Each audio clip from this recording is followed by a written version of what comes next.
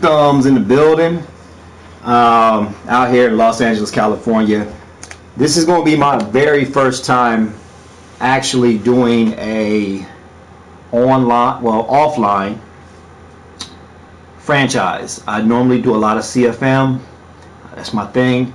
I do head-to-head when I can't find a matchup in my CFM, or if I'm stuck in between games and I'm trying to kill some time.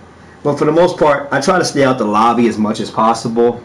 I find that the lobby players tend to be, let me just say this, lobby players tend to do anything for a win. They're always looking for the next glitch, the next quick fix, the next meta, the next nano. I don't do all that YouTube crap. To be honest with you, there are a lot of elite players out there, and if any of those or anybody watching my channel decides to shop it around to some of these elite players, I'm more than happy to beat the brakes off of King Wolf, Madden Doctor, Prometheus X. I mean, I follow. These are some of the guys I follow. So I mean, I actually listen to what they got to say. And Sim Podcast. Shouts out to my boy Sim Podcast and everything like that. I follow them as well. But you know, I issue a challenge to all those elite Madden players out there. I don't do all the gimmicks and the glitchy plays. I play straight up. I'll never call the same play on you on offense or defense in a row unless I audible into something, because my game style is reactive instead of proactive. Basically, I take what you give me. I'm a very patient person, and I'm about to get into this video here with you guys and show you what I'm doing with my offline franchise. It just dawned on me after watching Sim Podcast and everything that these new CPU NECTAR sliders that's been out there from Operational Sports and everything, I was looking at them online and I was debating on whether I'm going to implement them and stuff like that. And so far in my CFM, my own personal CFM online league, I have implemented those sliders, and the gameplay has been really, really good. Great animation. I mean, it's still a video game at the end of the day, but the animation has been pretty good and everything. I haven't had really hardly any complaints from any of my 32 users in my league, and I just want to share the information with you guys, so bear with me. I'm gonna go ahead and show you what I'm using. These are the NECTAR CPU mod sliders. This is what the programmers for the Madden CPU game came up with to enhance the gameplay. And it just, you know, a light bulb popped off in my head and said, you know what, let me try these sliders on the console version and see if they actually do anything. So here they are. Before I get into it, I'm going to show you the auto subs. As you can see, I have the in and outs with the QB out at 60 and back in at 80. This, from my experience, what I have noticed, it helps to keep down the injuries on your players, especially your elite players, because we don't always check the stamina level when we're doing our CFMs and stuff like that. Anything, you know, playing in the lobby and ranked games, you don't have to worry about all that. But if you're doing CFM mode, you might want to check on your auto formation subs. Like, this is their stamina levels, you know what I'm saying? Like, with my running backs, they go out at 93%, so they still got fresh legs when they go out, and they come back in at 95.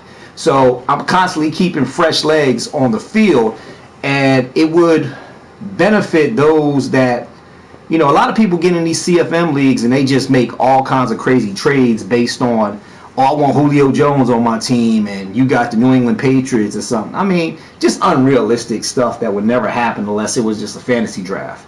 My personal opinion, if you're going to go after all these elite players, don't tell me it fits your scheme, because I play on simulation. A lot of guys out here play on competitive mode. And let me explain the difference between simulation and competitive. Simulation is very, very archaic. Basically, it's like playing a video game at Dave & Buster's or going to the arcade and playing Madden. Everybody's traits are out the door. Meaning, if you have a wide receiver that has drop open ball trait, doesn't run after the catch, doesn't do aggressive catch. If you're playing on competitive mode, they automatically have all that. So it's like, if I wanted that experience, I would just play in the lobby league. You know what I'm saying? So I play on simulation. All my users in my league, we play on simulation. It gives you a realistic output of the game. If a guy gonna drop an open pass, he gonna drop an open pass. If he gonna drop an open interception, he gonna drop an open interception. If he gonna make a tippy toe catch on the sideline or in the red zone or in the end zone, if he got that trait, it's gonna happen. That's in simulation. But if you plan on competitive mode, they do it regardless. And a lot of people don't want to take the time to build their team to fit their scheme. And also another thing between the two differences between simulation and competitive is the fact that on competitive, it's all about the overall. It has nothing to do with a player if they fit your scheme or not. So, you know, the little icon that lights up underneath of your player when you go click on their picture or their photo, or, you know, you go to the roster and it's a little purple icon in the right hand corner. It's basically saying that this player fits your scheme. But in competitive mode, you don't have to worry about that. It's kind of like free fall. Everybody fits your scheme.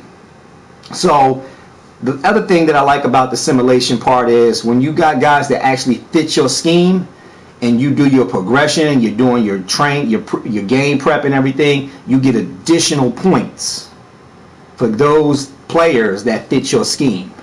You don't get that on competitive mode. So it's a big difference between competitive and simulation. So there it is. I like simulation. I'm a simulation guy. I'm not a lobby dude.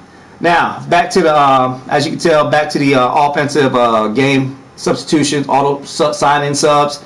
Basically, like I said, this helps keep down the injuries on your players. So we're gonna go to the defensive side. I got my DTs out at 83 and back in at 93, so that keeps my defensive tackles fresh. Same thing with my D-line. Now your linebackers and your corners, I got that set at default. 60-80 is the default settings. They don't really get tired like that unless somebody's running no huddle, but you'll notice that most of the time players that get tired the most are running backs, wide receivers, defensive line, offensive line. The quarterback occasionally, but not really. So those are the subs, so feel free to jot them down, screenshot it, copy it, try it in your league or whatever. And let me send me a like, subscribe, let me know what you think. Here we go. So now we're going to move on over to the game settings. I go to the game settings before I start my franchise. I'm not going to play with the Texans, of course. I haven't decided what team I'm going to play with for this rebuild, but I think I'm going to do the Giants because I think I put that in the game chat. So my offensive playbook is custom and my defensive playbook is custom. It's based off of the bread and butter of each offense and defensive playbook. My offensive playbook is the Minnesota Vikings playbook, and my defensive playbook is built off of the Los Angeles Chargers playbook. Now, a lot of people out here are focusing on, everybody's playing with this the New England Patriots playbook. Don't get me wrong, they have a lot of good plays in there. To be honest with you, they got a real good playbook. I'm not knocking that at all. But if you truly want a really good balanced playbook and under center, check out that Minnesota Viking playbook. It got a lot of the formations that the Patriots have, and you can just base your playbook off of that and add whatever plays you want from the Patriots playbook into that. You know what I'm saying? So check it out. My defensive playbook, like I said, it's the Los Angeles Chargers playbook. I'm a 4-3 guy. I like 4 down linemen. It is what it is. Me personally, I kill anybody that runs a 3-4 defense. Even if you're running a 3-4 bear, if you put 3 down linemen on front of me, I ain't got to run it. I'm going to dot you up all day. That's a promise. You run, because most of these guys, all they do is sit in cover 3. Every now and then you'll get cover 2, you'll get your cover 6s, you'll get your cover 3 cloud. But if you run the 3-4 defense, most guys sit in one play, and everybody knows that play. That's the cover 4 drop. Everybody, I mean, they'll sit in that thing all day long. And I'm here to tell you, baby, I got a play in my offensive playbook that will light they asses up. They'll come out of it real quick, for real. And it's a dink and dunk, because with that particular playbook, that particular play and formation is not good on the drag routes. It is not good on the flat route. So if you put an in route in conjunction with a drag route and you got a wide receiver going out to the flat or on a wheel route, you're going to kill it all day. Just send one wide receiver on the street or a tight end on the street, you're going to kill that all day. Just make a quick shift, make some hot routes, and you're good to go. So my even teams is off. I want the teams to be as they are default settings. So like I said, New England Patriots, they're going to be overpowered. A lot of teams are going to be better than my New York Giants. Skill level, I'm going to play on all Madden, just so you know, because the way I have the settings and the slider set up, it's adjusted for all Madden, because a lot of people were complaining, all pro, it sucks, and man, all pro is we play on all Madden. Let me explain the difference, and this is the definitional difference from Operation Sports, one of the lead providers of content for Madden 19 and previous Maddens. On all Madden, if you were, let's say you're on defense and you call a cover 3 on all Madden, well, you decide, hey, I'm gonna call cover 3, I'm a jock cover 3 sky all day, and all I'm gonna do is shade either out, shade in, I'm gonna shade over the top, I'm gonna shade hard flats, whatever. One mistake by the user on offense, and it's not even really a mistake, one, like the timing on the throw is off just by a hair, the CPU gonna jump that ball and pick it off, or they're gonna get instant block shedding. All Madden is not for the user to showcase a user's skill set or user's talent. All Madden is really for those that want to play a harder competition against the computer, but want the computer to back them up. Basically, it's like reinforcement to the user. The computer will back your ass up on all Madden. Now, if you play on all pro, which is the standard setting for even ranked lobby games, you will notice your guys ain't always going to jump passes. They're not even going to always jump the route. They're not going to get instant block shed all the time. Sometimes they won't even be in the right position to make a play on the ball. You know, you might shade outside and your defender, he take his sweet time getting over there to the outside, and next thing you know, the wide receiver made a play and he down the field, down the sideline for a touchdown or something. I'm just letting y'all know, all Madden is not what everybody think it is, but because I got 32 users in my league and everybody was bitching and crying, I don't like all pro, because they was getting skunked by people that actually have football IQ. They was complaining that if it was all Madden, it wouldn't be like this, I'd be winning. So I said, okay, I hear y'all. So I took a vote in the league and everybody wanted to go with all Madden. So I said, all right, I'm gonna fix y'all, I'm gonna show y'all. And that's when the NECTAR sliders came out for the CPU mod that I implemented with the all Madden settings. And I'm trying to tell you, it's almost like playing on all pro, but you get occasional jump routes and stuff like that, but it's tolerable. The gameplay is, I think the playing field is even for both players. It really kind of comes down to your stick skills and your user skills and your football knowledge. It's a chess game. So don't think with these particular sliders, you cannot get up on here and just call any old random play because it worked on somebody's YouTube page and thinking it's going to work with these sliders. I'm trying to tell you, your quarterback will overthrow a ball, underthrow a ball, your wide receiver won't go up and go get it or anything like that because it's on simulation, and the sliders have been implemented, and I'm going to get into that in a moment. So we play on simulation. I do 6-minute quarters. I turn the acceleration clock off, which makes the game anywhere between 45 to maybe 50 minutes long max. There's no minimum runoff because the acceleration clock is off. Yeah, no minimum. I turn the minimum is, it was set at 20, but when you turn the acceleration clock off, there's no runoff. Game speed, I play at normal. I play with my auto flip on. My ball carrier special moves, I do all that myself. Excuse me. My defensive auto strap is off. My ball hawk, now this is optional.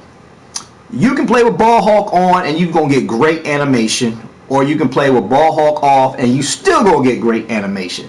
The only difference between having ball hawk on and off, if you mess up on the timing with the ball hawk off, 9 times out of 10 your defensive player kind of like stumbles or stutter steps and loses momentum and speed and basically you can turn a small play into your offensive person can turn a small play into a big play because you missed your timing. That's if you play with it on. But I play with mine on. The hell with it. If I miss, I miss. But I want that animation, and I kind of want if I'm in a play to make a jump on the ball, I want it to jump for me. That's just what it is. Defensive heat seeker. Defensive heat seeker assistance. I put that on.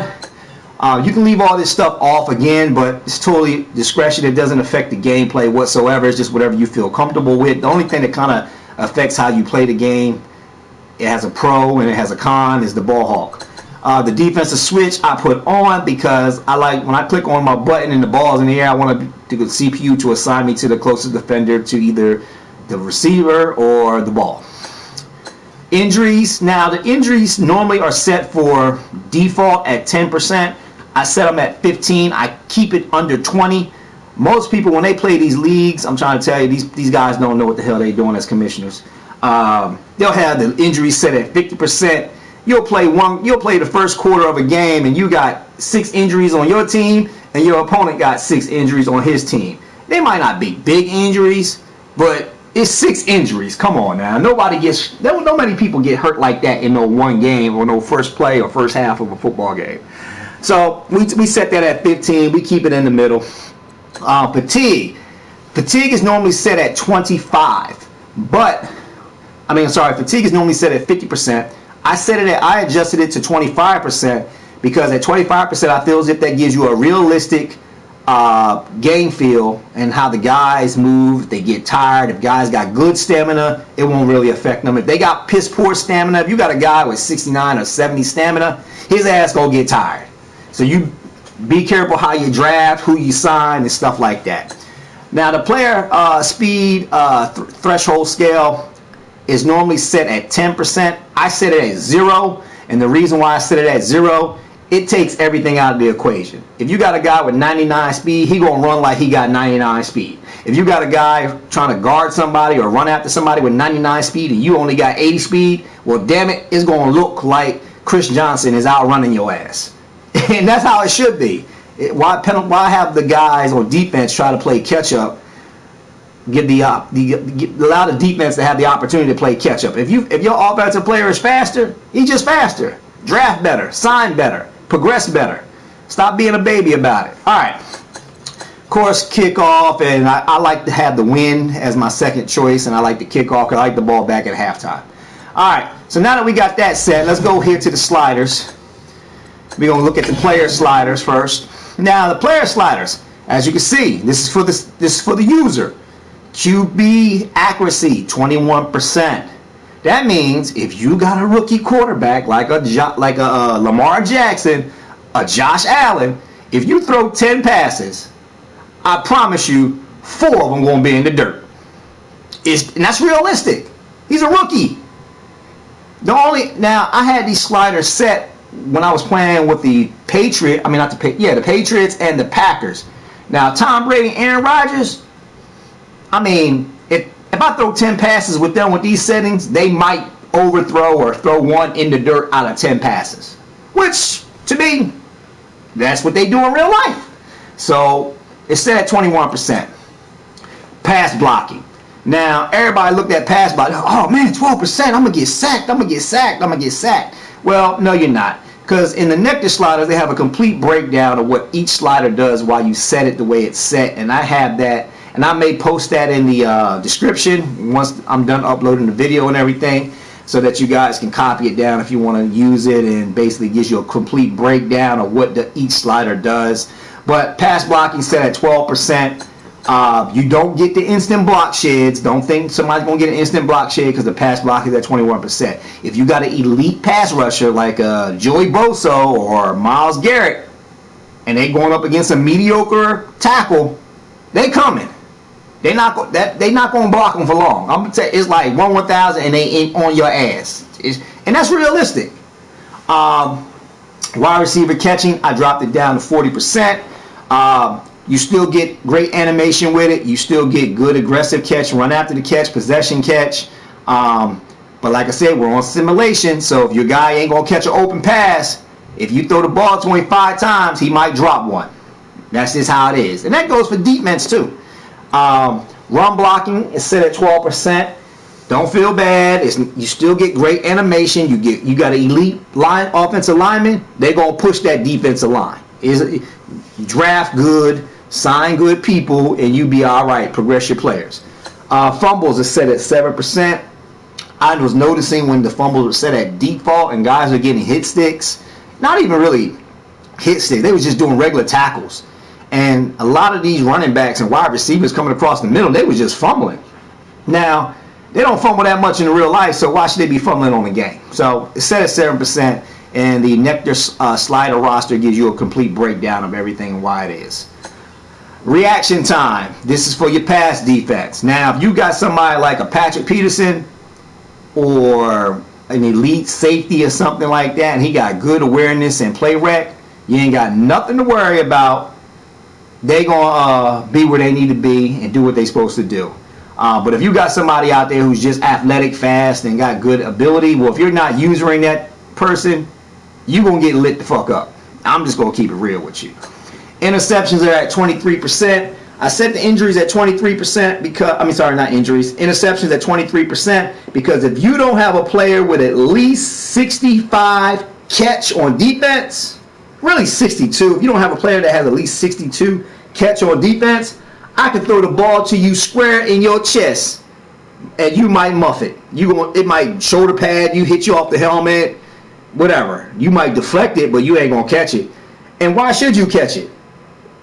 Why should a player with a 40 catch or 50 catch a ball that comes directly and hits him in the numbers? It don't always happen in the NFL. I done seen plenty of guys interceptions go right to hit them in the face with the ball. They drop it.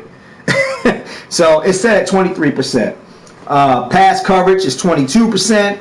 22% is a great number for it. The NECTAR sliders gives a breakdown of how the reaction is with everything in conjunction with the interception and reaction time. If you got an elite corner with good man and zone coverage, they're gonna do what they do. They're gonna cover. They're gonna put you on lockdown. I done seen guys like Ramsey 99 across the board in zone and man and lock down Tariq Hill. And Julio Jones. I'm just telling you. The simulation and the sliders make it more of a game of chess than a game of checkers. The tackling is at 11. Now people are like, man, you ain't gonna be able to make no tackles. No, that's not true. You actually make tackles and you get really good animation with it at 11%. I also noticed that if you got a good run, like a Derrick Henry or somebody like that, a defensive back ain't bringing him down. Even if you hit stick, you're not gonna bring him down. And why should you? You don't bring him down in real life. Now, a linebacker, somebody equal size and weight and strength, they're going to tackle him one-on-one. It ain't going to be a problem. If you do a user tackle, it shouldn't be a problem. But if you user a defensive back and you trying to bring down a big back, oh, you get trucked, bro. It's straight Bo Jackson City all day. And I love it. It's like playing Tecmo Bowl. And because that's how it should be. If I got somebody 6'3", 253 pounds with 88 speed, running at a little tiny ass 5'10" defensive corner at 175 pounds, I'm supposed to put his ass in the dirt all day. And that's what it does. Field goal power 53%, but the accuracy is at 39. I'm not rewarding anybody with no kicks. I'll give you get the power because a lot of these kickers nowadays are making 60+ yard field goals, and they're always not accurate. They'll go left, right, barely go in, or just miss it. So the accuracy is at 39%. Punt power is 54%. And so is the accuracy for the punt. Kickoff power 53% because most of these kickers in real life in NFL, it's hardly any returns anymore unless they sky kick it. So that's that for those. I'm going to move over to the computer sliders, which are the same thing. As you can tell, I'm not going to go back into it, but they're set exactly the same. So the playing field is even across the board. Alright.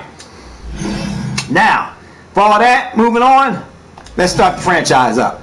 I'm not doing anything special to the roster. The roster is going to be the typical roster that's available right now online. And we're going to start the franchise offline here. Now, I like to play as an owner. A lot of people like to play as a coach. Let me explain the difference between an owner and a coach, and I got to get into the league to actually show you all that. So active roster, import most recent roster into, yeah, I want the most recent roster. So it's going to load up the most recent roster. Select the team. I'm going to pick my team. Like I said, I'm going to go with the Giants. Season with recommended settings. Now, if you wish to change roles or adjust, I tell everybody when they do this, on the right. When you join the league, make sure you turn your stuff. Make sure your stuff is on and off. Especially your tutorials, turn it off. Turn your auto progression off, and turn your field roster off. If you turn your field roster off, if you're playing in a CFM league, your team is not going to sign anybody. So can't use that excuse as, oh, computer signed a player for me, when you know your commissioner didn't authorize the free agency to be open until a certain time anyway. But hopefully, if anybody from EA is watching, y'all need to put a lock on free agency so a commissioner has the ability to unlock it and lock it when it's time, just like y'all do with practice squad. So all right, so moving on. I play as an owner, like I said, and I always do create an owner. You can do former player, lifelong fan, franchise mogul. I do franchise mogul. I don't do all this right here because I'm not worried about the legacy, the roster happiness, the fans' happiness. I don't care about all that bullshit, because at the end of the day, if you're winning, they're going to be happy. So I do financial mogul, which starts you out with a nice little chunk of money and fan happiness, and you build your own legacy. Happiness, and you build your own legacy and your player happiness. So you keep the players happy by giving them money. So we're gonna go ahead and create my owner. I like to use my name. Those that don't know, my government. But anyway, that's right, John Wesley D. That's my government. That's the government. The U.S. government be coming at that name right there, you know. I'm a black guy, but you know that name kind of sound white, you know what I mean. But I get job interviews, I ain't gonna lie. All right, so there it is. We got this franchise ready to get popping. Starting point, very important. Make sure you always check your starting point so you know where you're starting. I always start off at preseason, not regular season, because I don't like the CPU cuts, and I don't like computer making its cuts and you taking penalties, because playing as an owner, you have to watch your bank. You gotta watch your bank. You don't watch your bank, your team gonna be fucked up. So you gotta watch your bank. All right, now that's just one. Now there's a couple benefits to playing as a owner. One of the benefits of playing as an owner is the fact that you have the ability to control your financial resources a lot better. Meaning, if I was playing as a coach, I couldn't do this. Now, as my owner, you go to your section, my owner, you go to staff. All right.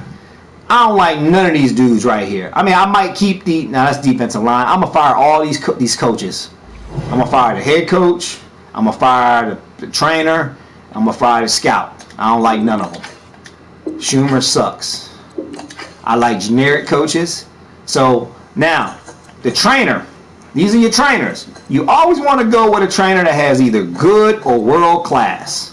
If you get somebody that's bad, or you know, your older players are going to regress faster. So you always want to go with somebody with good or world class. World class is the best. So I always go. I tend to side Dan Winters the most. Nobody seems to pay any attention to that, but maybe after this video, guys will. So that means if I had a Larry Fitzgerald or Tom Brady, that extends their attributes a whole lot. They don't regress, especially if they're having an average year or off year. They won't regress hardly any, or not at all. So we signed him. Now I'm playing with the Giants. Now everybody know the Giants offensive line is straight ass. So of course I'm going to go with a trainer. I'm going to go with a scout for 2 years so I can beef up and get that offensive line shaped up. It's going to take me at least a season, maybe 2 years, to get the offensive line in good standing, because I got a great back. I got a decent backup quarterback. I like Lalito, whatever his damn name is, but he got a good arm. He's tall and he can move, and you just got to get him up to speed. He'd be all right. All right, now with my coaches, I run a 4-3. You can change your scheme. It doesn't really matter. But, you know, not a lot of black NFL coaches. So I'm going to go with Thomas Pitta, black coach, black power. No, I'm just playing. But nah, for real, I am going to hire a black coach. Anyway. So we got my head coach, we got our scout, we got our trainer, we ready to rock and roll, but we're not quite there to start the franchise yet, fellas. So bear with me. I know it's 30 minutes, and I hope this information helps you out a lot, because a lot of guys don't want to take the chance on playing as an owner, and I'm trying to show you the sliders, the XP sliders, and even what it's like to play as an owner. So now that you got your coach and your scout and your trainer, you want to go to finances. Now, rule of thumb. It took me a while and some headaches and trials and bumps in my head to understand how to manipulate this and work for your advantage. You never want to touch ticket price, not unless you're winning on a consistent basis. And I'm talking about Super Bowls, not regular season. I'm talking about Super Bowls. Your merchandise price. See, it's already listed at 100. Well, I think that's a little too high. What you want to do is take it down 2 notches at the most, or 1 notch. Basically, you want to have either 2 notches above. Let's say if the price was 100, you take it down to 90. You can either take it, the lowest I would suggest taking it down is 80% if you really have a franchise that's not been successful. But the Giants is a pretty big market, so I can get away with $90 for a jersey. So I'm going to take everything down 1 notch. I'm sorry. It depends. I'm going to take everything down 1 notch, but 2 notches if it's has 3 in front of me. So take that down 1 notch. This right here has a 35. So we're gonna go 45. So that leaves me with some wiggle room. This one right here, $60. The cap, $20. The EA 39 fitted hat, we take that down to $20. So jersey prices, take that down to 90 for all of them. That way I'm guaranteed to make money off of it. Eli Manning signed football, I take that down to $250. Lawrence Taylor jersey, I only take that down 1 notch. And I don't even really have to touch it because it's Lawrence Taylor. He's going to sell jerseys for throwbacks anyway. Mini helmets, I take that down 1 notch. Now let's go to our concessions. I don't touch this one because if I take it down 1, I'm basically giving the potato chips away. Take this down 1. Take that down 1. I don't touch that one because I'm not giving my peanuts away. Take that down 1. Take that down 1. Moving on to the next. Take that down 1. I take that down 1. That one too. That one. That one. That one. And that one. Alright. Now onion rings. Let's see. 1, 2. Now we're going to take it down just 1 because I want the onion rings to make some money. Take it down 2. We took it down 2. Yeah, we take it down 2 for the pastrami sandwich. That goes down 1 for the water ice. The wings is at $6. We take it down 1. Premium fish sandwich. We just gonna take that down 1 notch. I'm gonna take this down 2 for the nachos. Pulled pork sandwich goes down 1, and that's it.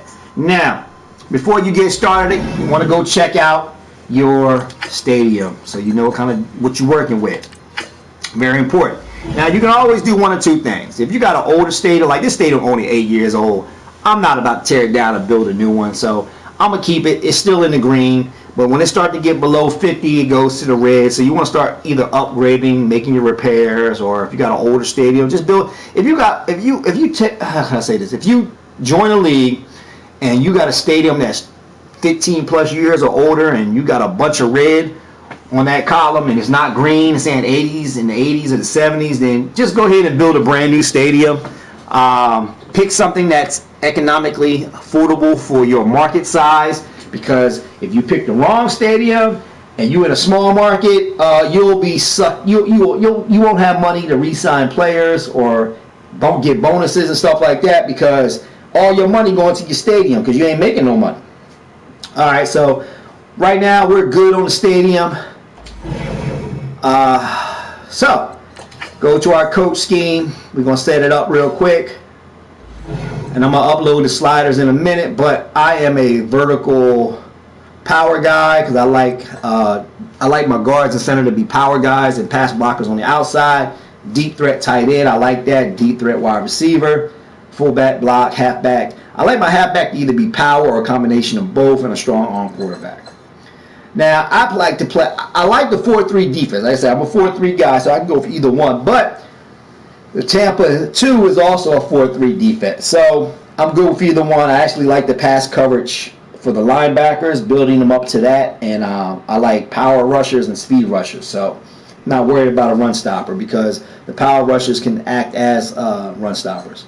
Like I said, my playbook is based off of the Minnesota Vikings. So when you change your playbook to the Minnesota Vikings, this allows you to make substitutions to plays that you have in your custom playbook that belong to the Minnesota Vikings. My defensive playbook, as I stated before, is the Los Angeles Chargers. I can make my substitutions based on the Chargers playbook within my custom. So we get out of that. Now let's go ahead and load up the sliders and everything. Let's set the XP sliders up, since y'all guys haven't seen those yet. Alright, so here it is. Let me get it on my phone. Alright, here we go. Quarterback sliders. These are realistic sliders that you won't have a bunch of 99s running across the game by the end of season 1. It'll be very smooth. You'll have players that have progressed, and it's just fair across the board. By season 2, season 3, you'll start seeing the 99s and everything pop up, but by the time that happens, guys is up for new contracts, and guys ain't trying to re-sign them, even though they are 99 and stuff. So tight end is at 155, running back is at 50, and quarterback is at 25. Wide receivers, we set them at 200. Because they're gonna get targeted, so we're gonna so it's some crappy wide receivers in the game too, that you could actually get your hands on a decent athletic, low 70s, high 60s, and really progress the shit out of them. Fullback is going to be at 235. Fullback don't get a lot of love, but we're gonna try to. I like good fullback. I like fullbacks. Like I said, all these sliders and XP sliders come from the NECTAR CPU mod. The tackles, this is where this comes into play because you might come across elite like a Joey Bosa, Myles Garrett, and you might have a mediocre tackle. But give them a season and a half, and next thing you know, wop, bop, bang, you got an elite tackle protecting your quarterback. And the guards, we're gonna set them at 275. Tackles are at 300, as you can see. The center is going to be set at 250. As you can see, the sliding set, it goes down because centers are naturally more smarter anyway, and they tend to be probably the best offensive linemen besides the tackles, and they still progress really well at 250. Okay, defensive ends is going to be 235.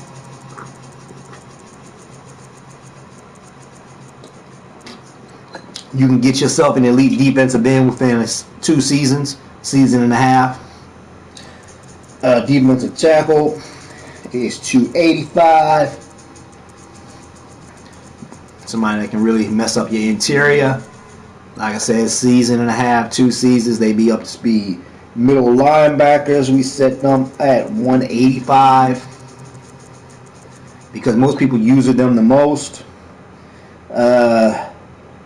Outside linebackers is 195, just 5 notches more. Corners, we set them at 275 because we don't ever touch them. Kind of like your guards, we don't touch them. So, got to get them a chance to get their feet under them and everything, and get up to speed by covering some of these elite wide receivers.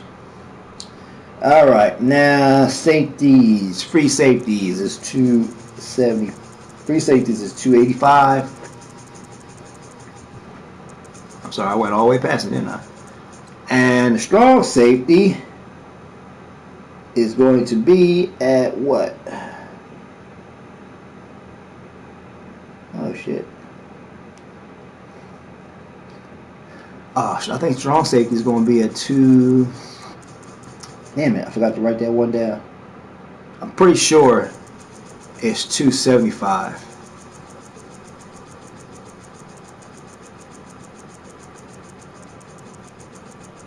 Pretty sure it is. Sliding scale.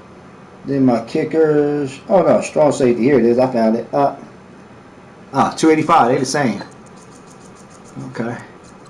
Alright, now my kicker is set at 250 for the kicker and 225 for the punter. Kickers need some love too, man. So we set the sliders for it. 225 for the punter and 250 for the kicker. Alright, now we locked and loaded. So let's go ahead and load up the NECTAR sliders, and we'll be ready to rock and roll since we're getting everything going. And I hope this tutorial, guys, helped you out. For those that's tuning in right now, you're about 40 minutes behind, so go back and check it out from the beginning, man. It's teaching you guys how to play as an owner, giving you the idea how to implement certain sliders. The best sliders out there right now, the NECTAR CPU mod sliders for the CPU, but they work really good on the console on all Madden versions. So check it out, check into it, and you're gonna like what you see.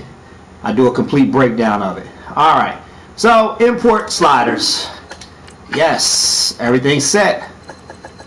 Import the sliders. We good, we good, we good. Yep. Oh, we money, baby, we money. Alright, let's get out of that.